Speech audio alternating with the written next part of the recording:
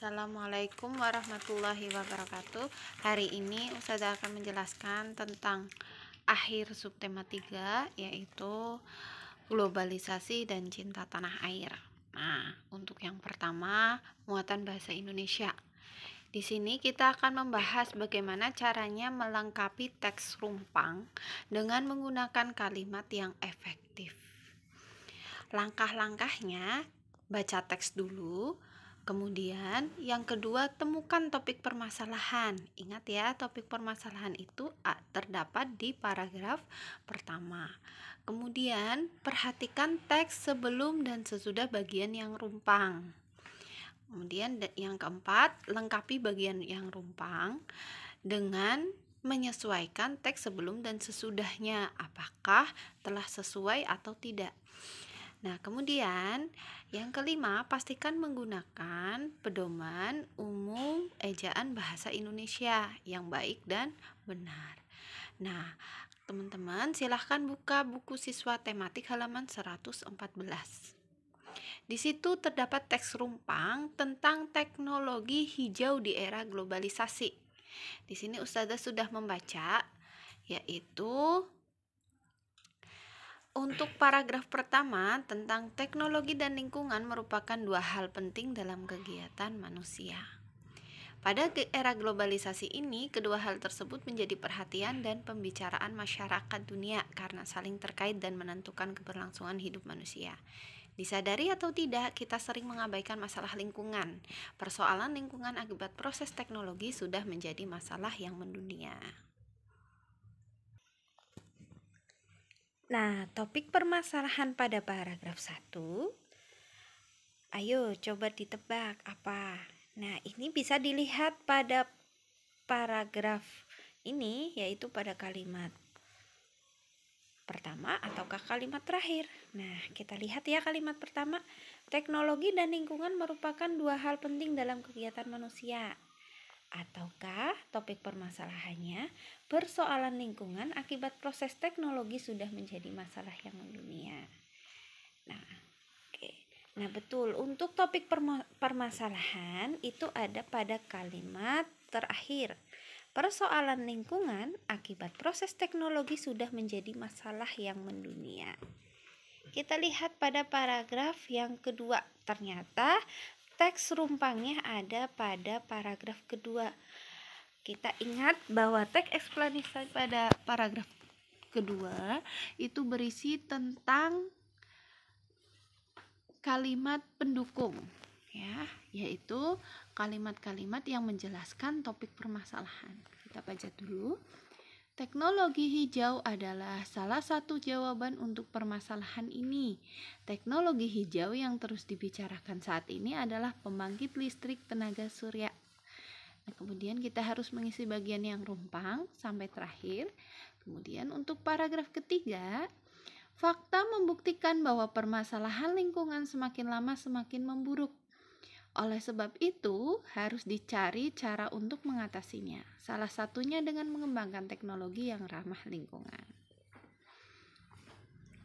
Nah, setelah kita membaca teks, kemudian kita lihat bagian yang rumpang, kemudian kita hubungkan bagian kalimat sebelum kalimat bagian yang rumpang dan kalimat sesudah bagian yang rumpang. Itu tentang apa? Nah, untuk kalimat sebelum bagian yang rumpang itu tentang pembangkit listrik tenaga surya, dan setelahnya yaitu permasalahan lingkungan yang semakin memburuk. Artinya untuk bagian yang rumpang kita harus menghubungkan di antara kedua bagian sebelum dan sesudahnya. Untuk jawabannya yaitu kita bisa menggunakan kalimat pendukung. PLTS menggunakan panel surya untuk memanfaatkan energi surya dari matahari. Panel surya bekerja mengubah energi cahaya matahari menjadi energi listrik. Sampai bagian ini masih membahas tentang PLTS. Nah, kemudian saat ini penggunaan panel surya masih terbatas hanya dalam skala kecil. Terbatasnya pengguna sel surya dikarenakan biaya untuk membuat panel surya cukup tinggi. Di sisi lain, penggunaan tenaga surya tidak merusak lingkungan karena tidak menimbulkan polusi. Nah, untuk kalimat yang rumpang di sini bisa dilihat bahwa ada dua hal.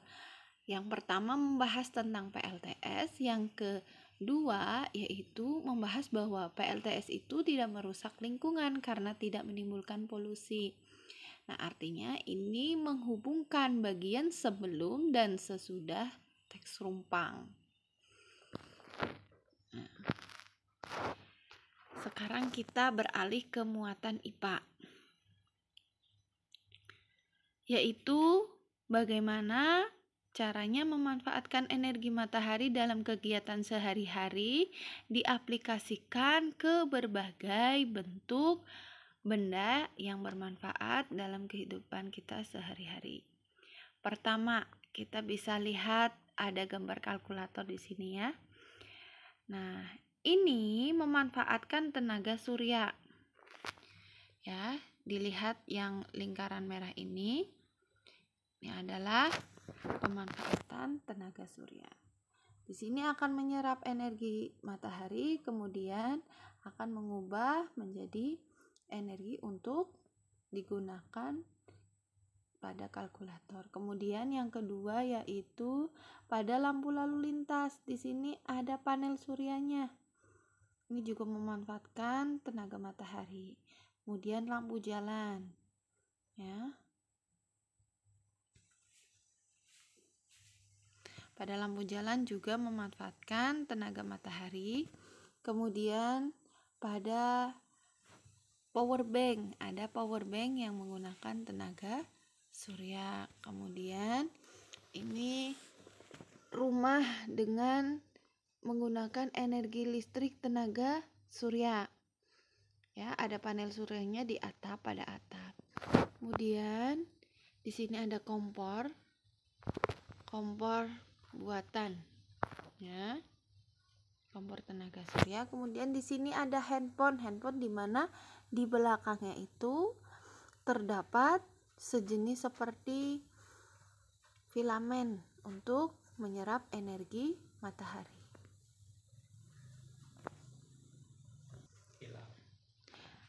Kemudian kita lanjutkan ke kompor tenaga surya. Tadi pada bagian paling bawah kita bisa lihat ya salah satu bentuk kompor tenaga surya.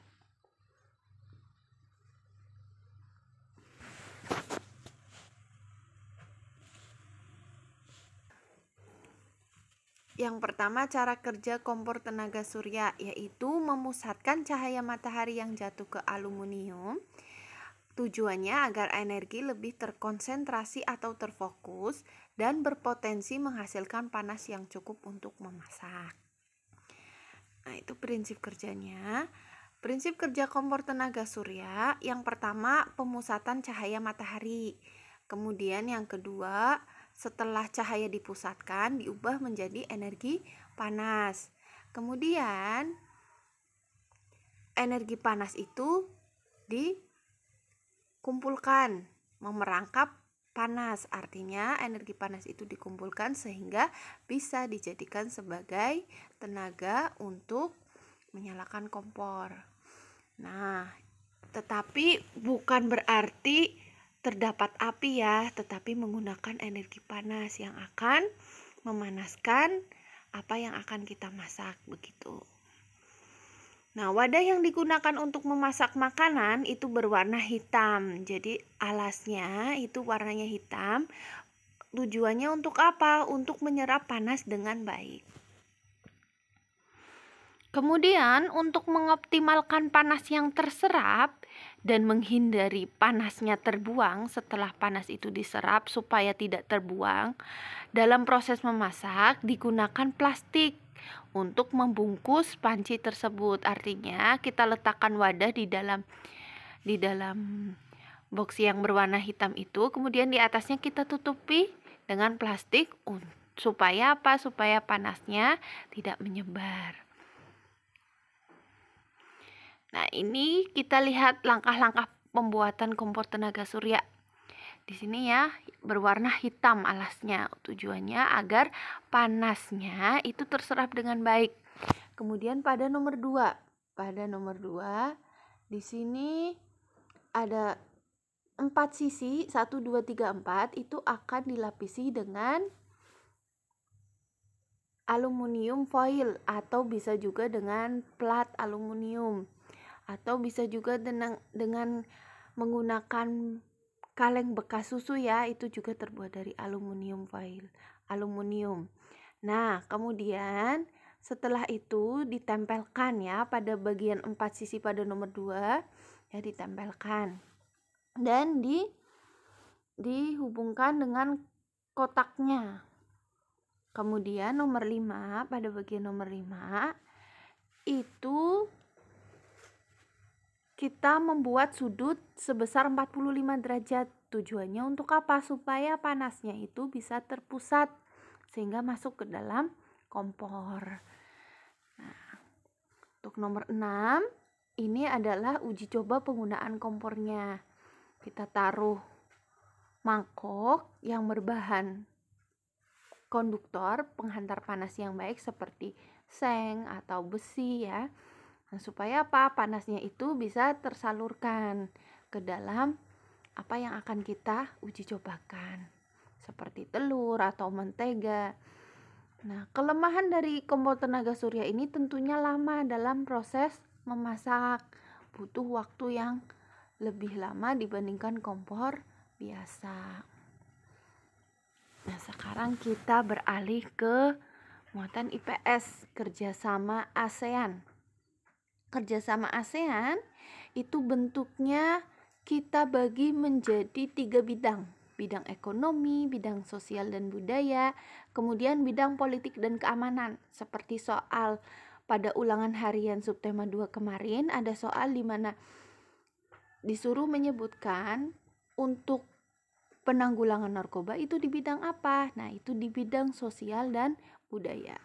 Untuk bidang ekonomi tentunya di kawasan ekonomi, perindustrian, perdagangan, ya. Kemudian untuk bidang sosial budaya itu bisa pendidikan, kemudian lingkungan hidup, iptek, penanggulangan bencana, kesehatan, pengentasan kemiskinan, pemberdayaan perempuan, dan juga penanggulangan narkoba. Termasuk juga peningkatan administrasi dan kepegawaian publik, itu di bidang sosial dan budaya. Kemudian untuk bidang politik dan keamanan di sini ya, itu menciptakan keamanan dan stabilitas dan perdamaian khususnya di kawasan ASEAN dan dunia pada umumnya. Intinya supaya negara-negara tersebut jauh dari perang ya, jauh dari pertikaian politik antar negara, begitu bidang politik dan keamanan untuk menciptakan stabilitas. Nah, apa tujuan dan manfaat kerjasama ASEAN? Ada banyak tujuan dan manfaat kerjasama ASEAN. Yang pertama, mempercepat pertumbuhan ekonomi, sosial, dan budaya di kawasan ASEAN. Kedua, mempromosikan perdamaian dan stabilitas regional. Regional itu berarti cakupan wilayah di dalam ASEAN ya, melalui kewajiban menghormati keadilan dan supremasi hukum dalam hubungan di antara negara di kawasan ASEAN. Mempromosikan kolaborasi aktif dan bantuan timbal balik dalam hal yang menjadi kepentingan bersama di bidang ekonomi, sosial, budaya, teknis, ilmiah, dan administrasi. Nah, kemudian apalagi memberikan bantuan satu sama lain dalam bentuk pelatihan dan fasilitas penelitian di bidang pendidikan, profesional, teknis, dan administrasi. Selanjutnya, berkolaborasi dengan lebih efektif untuk pemanfaatan pertanian dan industri yang lebih besar, perluasan perdagangan, peningkatan fasilitas transportasi dan komunikasi, dan peningkatan standar hidup masyarakat. Mempromosikan studi Asia Tenggara. Dan yang terakhir, memelihara kerjasama yang erat dan menguntungkan dengan organisasi internasional dan regional yang ada. Nah, cukup sekian. Terima kasih. Wassalamualaikum warahmatullahi wabarakatuh.